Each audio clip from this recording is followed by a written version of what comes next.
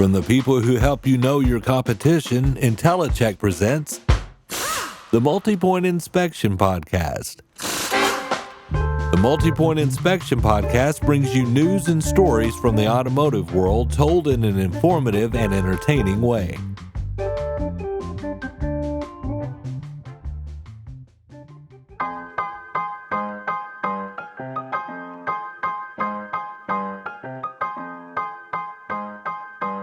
If you follow the goings-on in the service BDC and fixed ops world online, Sarah Vantine needs no introduction.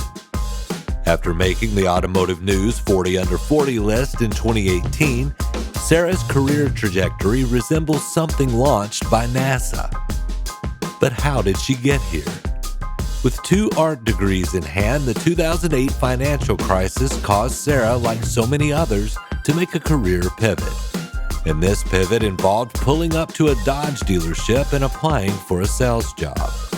With an "I have every right to be here" mantra, Sarah entered the male-dominated industry, endured slings and arrows, and challenged the status quo.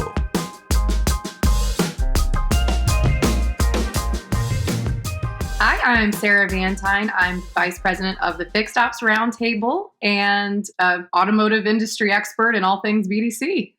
In 2024, it's hard to imagine Sarah Vantine not in the automotive industry. But in 2009, it was a different story. So I was not the person that wanted to be in the auto industry as a young child or even into college. My entire focus, I've always been into the arts and very passionate about drawing. And I envisioned that I would go work for a gallery or help curate museum exhibitions or do field research. Those were the things that I felt, professional Sarah, when I was going to college and considering art degrees. My parents weren't exactly thrilled with that choice. They felt like I should go into business or do something a little more practical in their point of view. And I really wanted to pursue the arts. That was what I was most passionate about. And of course, in 2008, everything changed. And so one of the things that I found myself in as somebody that was finishing up 2 bachelor's degrees, one in studio art and one in art history, the college career center told me, look, Sarah, there's people that have PhDs right now that are getting unpaid internships just to get their foot in the door at colleges or universities or places. And here I was in college, about to finish my 2nd bachelor's degree in 4 years. And it was really alarming to think about the prospect that I would go out into the world and not have a job or would have to do something different. And so, one of the pieces of advice that they gave me was, well, we are seeing so much competition in the space that we would recommend you take some time and get a PhD and pursue higher education and continue that path. Well, in looking at things, it didn't make a lot of sense to me at the time to go, well, why would I go and get a PhD in something when the people with PhDs today are struggling to compete in the industry or in the arts? And so it was kind of a rude awakening, and I wasn't really sure what I was going to do with my life at that point. So I was a little bit astray. And one of the things that happened, I finished college at College of Charleston. I was getting ready to move back to Atlanta with my parents. I was going to come home and reevaluate for a year and think, okay, well, where do I go next? And something just hit me one day and I didn't want to leave Charleston. And so I got in the car with a stack of resumes and drove up the street from my apartment and saw there was a sign outside of a Dodge dealership that said they were hiring for sales. And I just pulled my car right into the Dodge store, and that was the first start of the auto industry for me. Sarah says that not only was the decision to change career paths a scary one, her first day was even more frightening.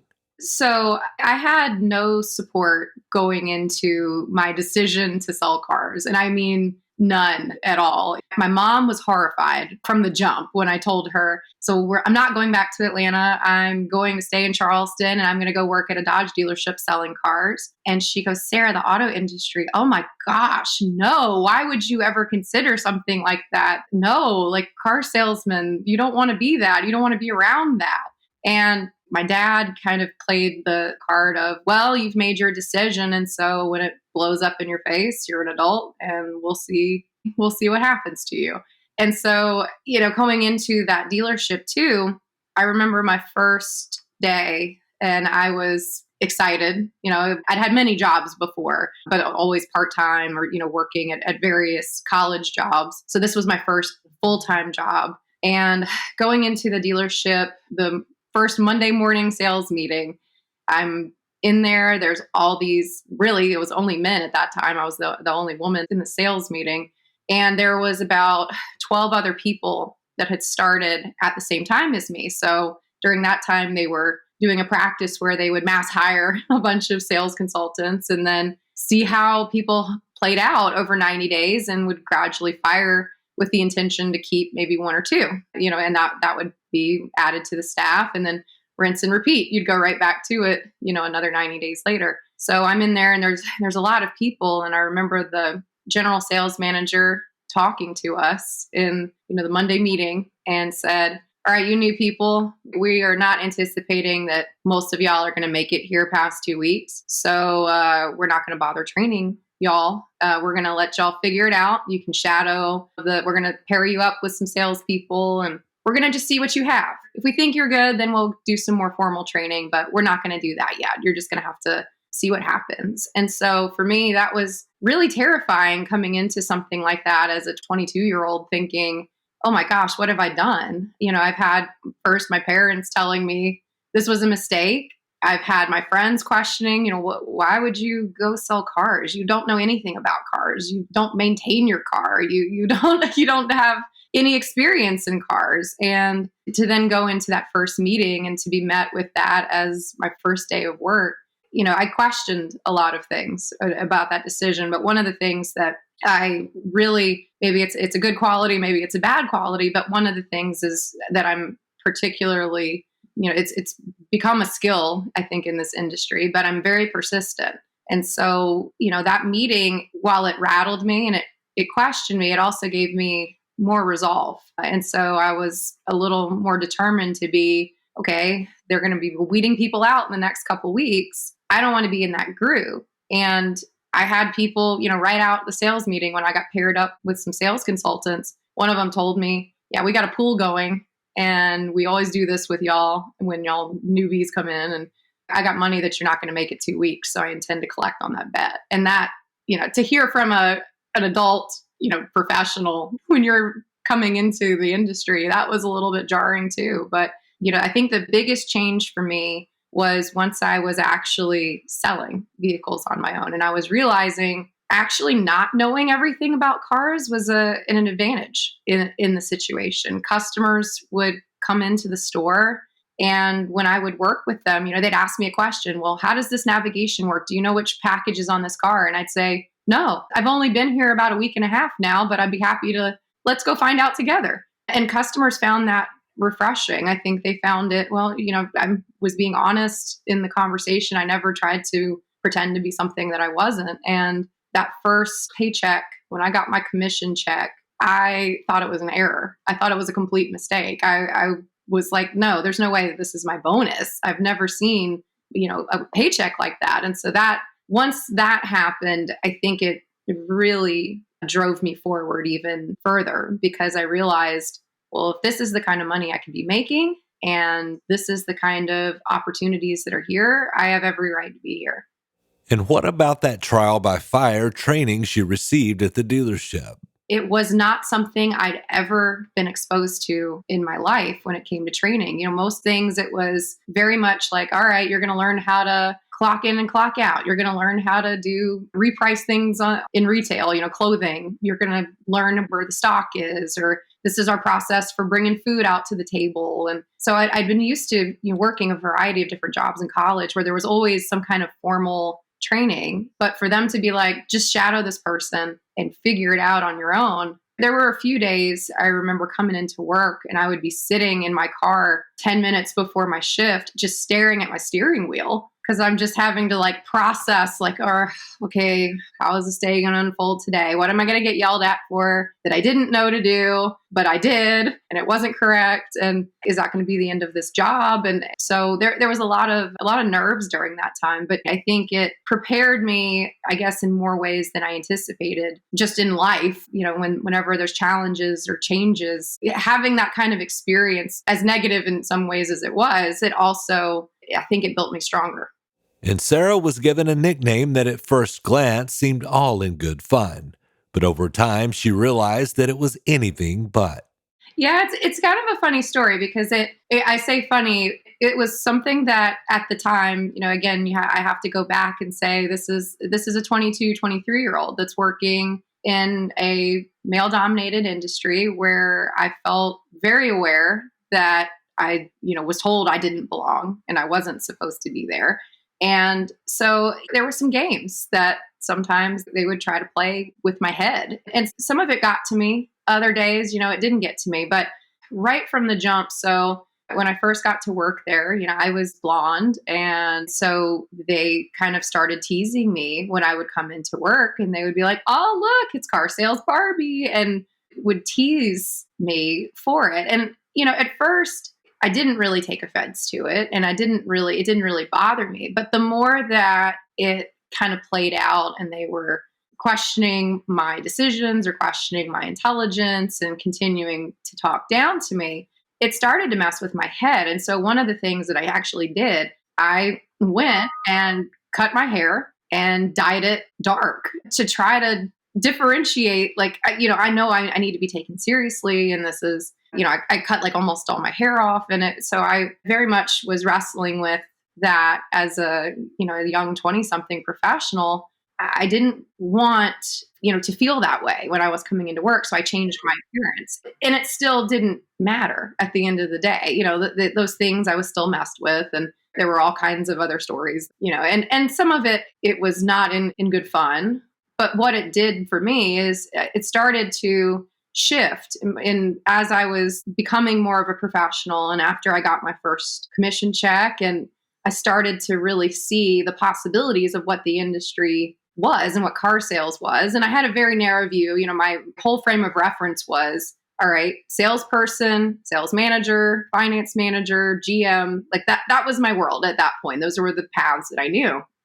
And I was seeing these people that had been at the dealership for a long time in sales management positions, and they would talk about their paychecks. And that to me was like, whoa, wait a minute. If these guys are acting like this to me, and if I apply myself, there's no reason why I couldn't be where they are or doing better than they're doing. And then that's almost, okay, you're going to play the games with me. Now I'm going to go and prove you wrong and make a great living doing it. And so there was a point where this car sales Barbie name, when I was met with it, at first it kind of made me feel undermined, and it made me feel insignificant, and it made me feel out of place. But there was a moment where it started to shift in my mind, and I realized, okay, well, Barbie has always been, a character, a doll that in girls' toys, she could be anything. She was a gymnast, she was an astronaut, she had an airplane, she had a horse and cars and all kinds of stuff. And so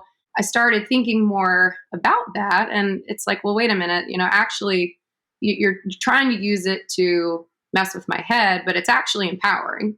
And so, I dyed my hair back and was like, you know what? All right, we're going to lean into this more, and that's fine. And it actually became one of the strongest parts of my sales professional career, because one of the things that I would do when I got into internet sales, and it's funny now when you say internet sales because everything is that, but in the time I had proven myself as, the retail taking ups person. So I had the opportunity to now get internet leads and sell that way. And I would make appointments with customers, and I would tell them, okay, so here you're going to, drive down this highway. When you pull in, you're going to look over and you're going to see this blonde woman standing there. That is me. And I'm going to be wearing a bright outfit, so you can't miss me. And whatever I was wearing that day, I deliberately would start to dress in colors that were easily spotted. And part of it was because I learned very quickly the way this dealership complex was set up. Each store was their own general manager, but we were right in between a Honda and a Chevrolet dealership. And I learned, again, trial by fire. I had one time where I had a customer coming in to look at a car and they accidentally went to the Chevy store. Again, like you don't necessarily think a customer's going to confuse like a Dodge, Chrysler, Jeep store, but they did. They went to Chevy. And when they walked in, the salesperson told them, "Oh, she went home sick for the day, so I'll help you." And again, trial by fire, called this customer about half an hour later. And they're like, "Well, wait a minute. This salesperson told us you had gone home sick." I said, "No, I've been here and I'm actually at this store. You're at the wrong location." And of course, the customer's like, "Well, we've already started. So if we don't do something, we'll get back to you." And they wound up buying the car there.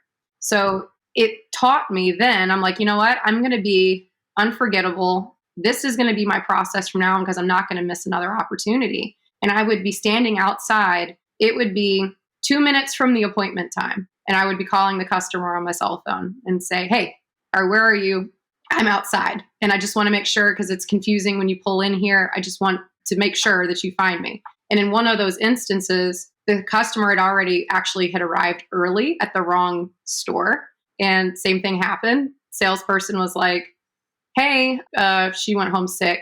And the customer, luckily, I'd caught them before they'd actually really gone too far into the showroom.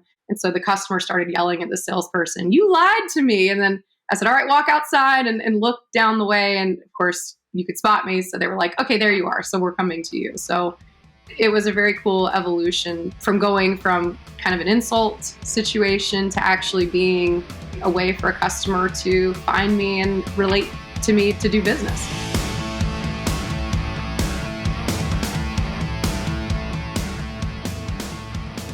And speaking of nicknames, Sarah's work later garnered yet another one. But this time she wore it like a badge of honor immediately. The island of misfit toys, I want to explain that for a minute because I think it really ties into what we've been talking about with the underdog perception or somebody visually not fitting the mold of what traditionally is in retail automotive. So one of the privileges I had was, working with the Scott Clark group, and I came on board to that dealership group in 2014 or 2015. And, one of the things that the owner of the stores had asked me to do when I came on board, he said, we want to build a BDC, and service BDC feels like it's the right focus. We've had some challenges with customer retention. The phone calls are ringing off the hook. We have a backstop service. It's supposed to be answering them, but it's creating more issues. And we just don't know what to do. We tried to hire some people on the drive that were service assistants to answer the phone. And it's, devolved into a whole other issue. And that was my expertise. And so I was given the autonomy to build this department completely from scratch in this organization, which I was really excited about the prospect of. And so it was something that in late 2015, early 2016, we began building the service BDC. And it started at the Scott Clark Toyota store and eventually encompassed all of the locations. We had a consolidated BDC there. Well, one of the things as the BDC continued to grow, and I went from originally having about 3 staff, first hired, to scaling it to 11, eventually, grew into the 20s. And so this department just continued to take over the top floor of this dealership, and we kept adding more and more components to it. It was really becoming very successful. And so, in 2018, I was recognized by Automotive News for 40 Under 40 for the results that I had been able to build in those 2 years with the service BDC and some of the ways and the innovative practices that built from scratch and put into place. And so after I was recognized for that award, I started getting phone calls, and the owner of the store started getting calls from dealers that wanted to come out and see the BDC. And one of the things that I've always been this way. I don't care what somebody looks like. I don't care, how you wear your hair. I don't care if you have tattoos. I don't care if you have piercings. I want somebody that's going to care and that is personable, They really want to better themselves. They want to, continue to grow personally and professionally. And I wanted to have people that met those criteria first. And so, it kind of broke the mold a little bit for what typically people would hire for a BDC position. A lot of the perception was, this needs to be women. Women talk better on the phone. Women are better communicators. So let's hire some women. And of course, I had women in the department, but I didn't narrow it to that. I had individuals all over the age spectrum. I had people in their 70s and almost 80. I had people that were, straight out of high school that were 19 years old, and everywhere in between. They had been all kinds of different positions prior to coming into the service BDC. I had musicians that were in some metal bands, so very, very much tattooed up and kind of intimidating looking. I had several employees that looked, and it actually had a gentleman. He really kind of looked like Yukon Cornelius, if you know Rudolph and that animated series. He was, about 6'3", red beard, just big, burly Carolina looking gentleman. And we had everybody in between. And so one of the things that when we had somebody come and visit, the general manager made the comment, "Oh my gosh, this is like the island of misfit toys in here. Where did you find these people?" And I said, "That's actually the biggest compliment I think that you could probably give me, because I don't see, in automotive, there can be success in a variety of different capacities. And our customer base is so different. We have so many different people in the community that are from different cultures and different backgrounds, different ages. And so having a department where we mirror what's in our community, it was actually a strength. And so I had, people that spoke multiple languages. And so we would get, somebody that would ask the question, do you have somebody in the department that can, speak Spanish or another language or Greek? And the answer was yes. We had people that could. And I think it made our BDC so much more successful, because I didn't have that view in automotive, like these people have to fit the mold. They're on the phone talking to customers. And what I cared about is, did they care at the end of the day? We'll talk Fixed Ops Roundtable, Sarah's most recent announcement, SarahVantine.com, an upcoming book, and more, after a word from our sponsor. Perception is not always reality. And, there's this perception that the dealerships are more expensive for everything. And InteliChek kind of confirms that that's not the case. InteliChek helps dealerships become aware of where their prices stand in regard to their competitors. And InteliChek does a good job of giving us that pricing data to confirm that we're in the market. And this allows dealerships to make their customers aware of their competitive pricing. I placed 2 placards in the business center so they could see that while they're over there working on computers. I also placed it in our coffee area. We have a glass wall there, so when they walk in, as they're putting their creamer and sugar in their coffee, they're going to look up and see the pricing for our pricing as well as our competitors.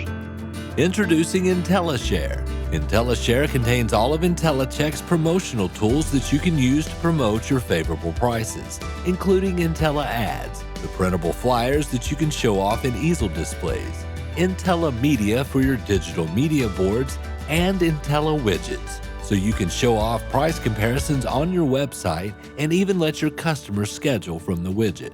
Just having access to that data that they're able to provide gives us a good plan of how we're going to proceed. Call 877-827-7273 or go to InteliChek.com to find out more about how the InteliShare series can help you grow your business.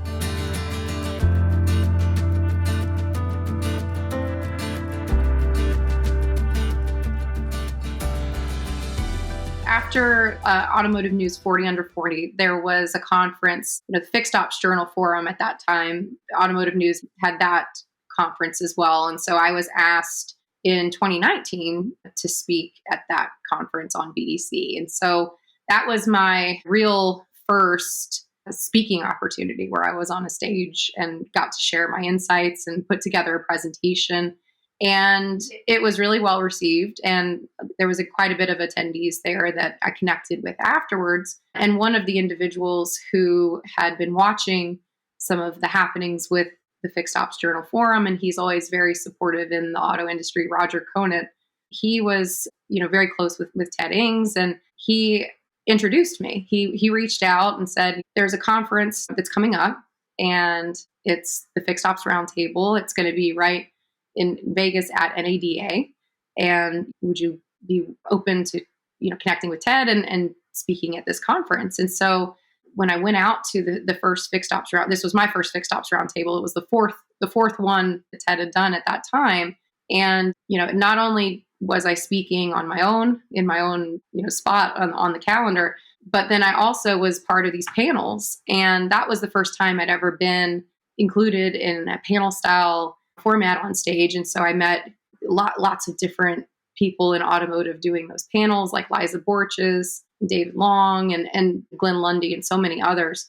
And that first Fixed Ops Roundtable for me, when I attended it in person, everything shut down shortly after that. This was February of 2020.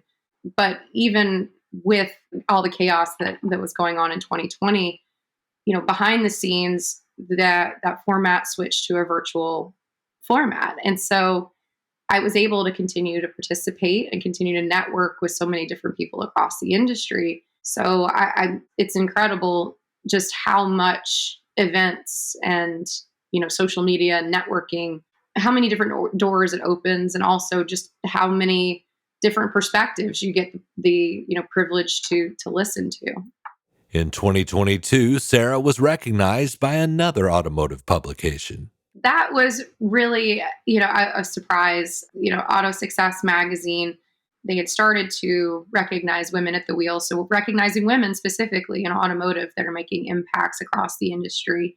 And being an honoree for that, it also connected me to other women in the industry that maybe I hadn't had a chance to get to know or hear about. So the publications that take the time to recognize individuals across the industry, I think it's such a positive because there's so many different types of roles in across automotive. You have people that are working in the vendor partner side, you have people in dealerships, and as big as the industry is and also as small as it is, you don't know what's going on necessarily across all verticals. And so Auto Success magazine did a really fantastic job of incorporating more acknowledgement for women in the industry, and specifically recognizing women that were making contributions on the vendor partner side and then also on the dealership side. And so that was a tremendous honor to be recognized in 2022.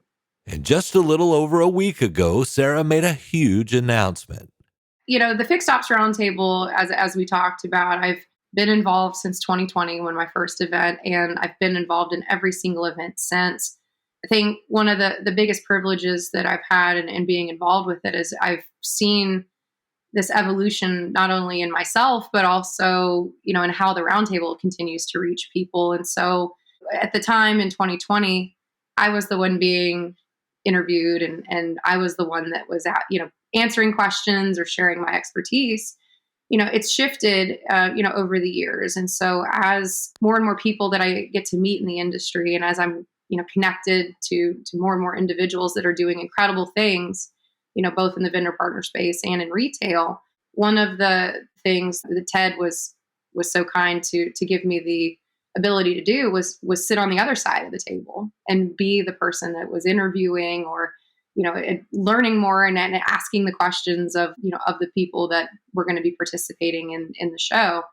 And so, as things transitioned in my professional life, one of the things in talking with Ted, I really enjoyed participating in these events. Or this has been something that I feel like is more my wheelhouse, getting to shine the light on individuals that are making bigger impacts in the industry, getting to listen to thought leaders across their respective expertise.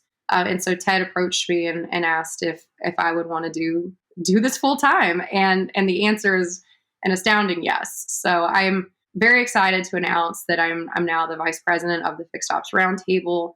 I'm also going to be overseeing the Certified Partner Program and the Certified Dealer Program. So these are new recognitions that we've been working on for the last year, but giving acknowledgement to dealerships that are doing incredible things for their employees and for their customers, and they're using innovative best practices and how they execute technology across their stores and how they retain and grow their people. We wanted to recognize the dealers that are doing those incredible things.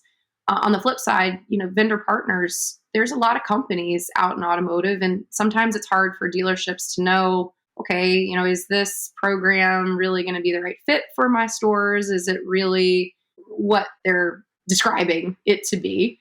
And so we wanted to also create a program where our advisory board can vet and look at companies, and there's a variety of different individuals that are part of this, but being able to have that stamp of approval on a company that, yes, this has been vetted and looked at, and this is somebody that we as a collective feel is somebody that if a dealership is looking for this solution or this kind of product for their business, then this is somebody that they can trust, and this is somebody that would be a great asset to your organization and to your practices. So that's my latest announcement. I'm excited. It's been just a few short weeks since I've officially stepped into the role, but it'll be exciting to see how we continue to develop not only the roundtable, but also the certified program. I asked Sarah if being on the other side of the table and being the interviewer comes naturally, or was there a learning curve? Oh, no, it's totally a learning curve. And I'm still learning. I describe it similarly to how I've approached really everything in my career so far. Everything that I've ever done is always a learning opportunity. And so at the conclusion of any segment, at the conclusion of anything I've ever been on, I always want to watch it back and see. And sometimes, if I look back at some of my early virtual events when I'm sitting at my desk in the dealership and I have my laptop and it's like shooting up my nose, and there's all those like camera things that you catch that you didn't think about at the time. And so, you watch it back and you're like, why did I go in the conference room? The lighting in there is terrible. It's just all fluorescent. I have a big shadow on my face. And so there were things like that just over time, learning and observing. And one of the other pieces that I've found a lot of opportunity to learn within, you mentioned, going to the other side. So it's not a natural thing for me either. I'm naturally more of an intuitive or a little bit more reserved. I like to be the person that kind of has my back to the wall in a room, and I just kind of observe people. And so I'm not naturally extroverted, but of course, being in car sales, you have to get over that and be a little more extroverted. And so I think there were elements that just over the course of building out my career, it broke me out of my shell a little bit more and allowed me the personal growth to be able to feel comfortable standing in front of people or be comfortable asking questions. And so, from the transition of being the one that was being asked the questions, sometimes I felt like that was a lot more challenging because there's so much I want to say, but I have to be mindful of the time that I need to say it. And so thinking through those answers, I found a lot more challenging. The flip side, in asking the questions to somebody, I want to make sure that I'm painting the person in the best light and making them comfortable in the conversation. And so that's something that I think in my sales experience and my just experience in communications with BDC, that's been part of my job for the last decade plus, is making people feel comfortable in conversations and making people feel like this is, a trusted, safe space to share what opinions they have or share their thoughts. And so I've enjoyed it tremendously, though, because every single conversation, I get to take away something I've learned from the individual I'm talking to. And so I've really enjoyed being on the other side of the table.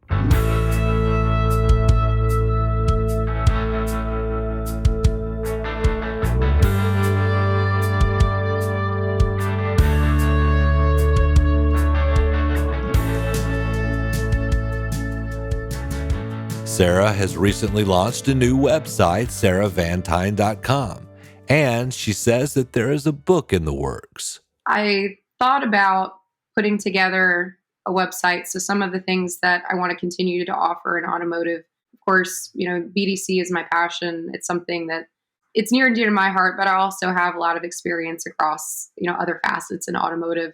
BDC though is always, my biggest focus in dealerships, and I'll continue to be an advocate for increasing communications with customers and dealerships and having, better processes and better ways to communicate with individuals. So I built a personal website, so sarahvantine.com.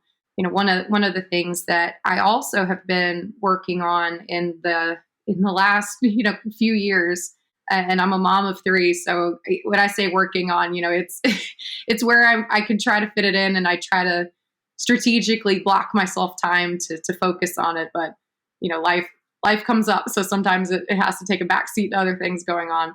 In addition, with my personal website, I'm wanting to put out a book as well. And so I've been working on that.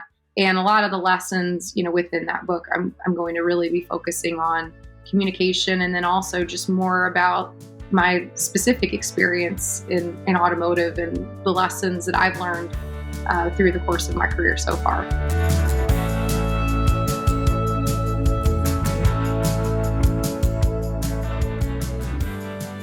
Putting this into thoughts for a larger book, it's been a challenge, but I'm looking forward to getting it across the finish line. I'm going to shoot for early 2025 to get it out, but it's a work in progress. So I'm, again, trial by fire, learning what to do and what not to do.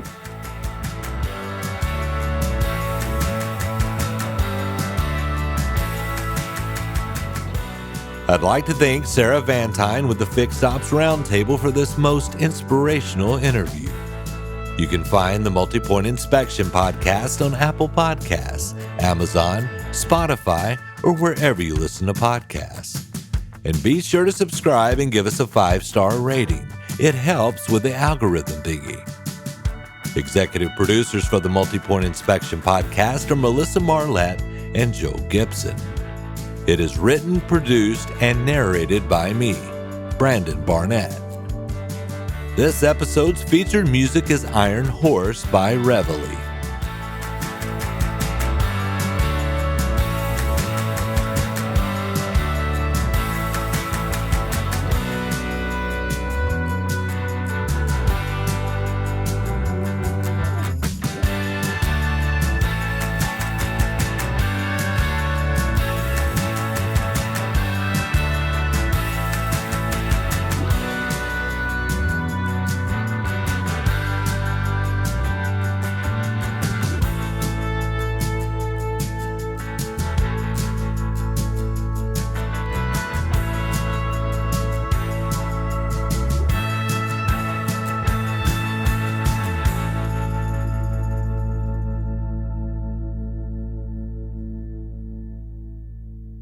InteliChek.